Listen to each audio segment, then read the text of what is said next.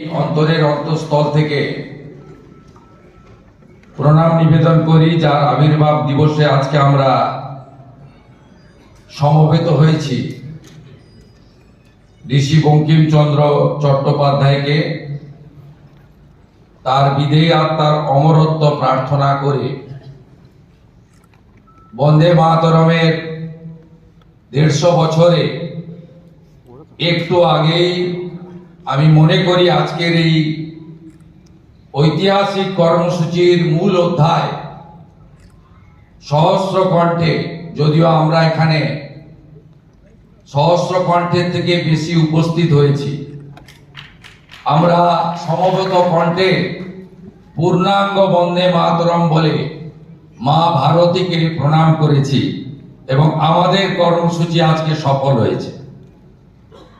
আমি citizen empowerment forum এবং কিছু বলার সুযোগ করে দিয়েছেন। আমি সিটিজেন এম্পাওয়ারমেন্ট ফোরামকে আরেকটি কারণে ধন্যবাদ জানাবো।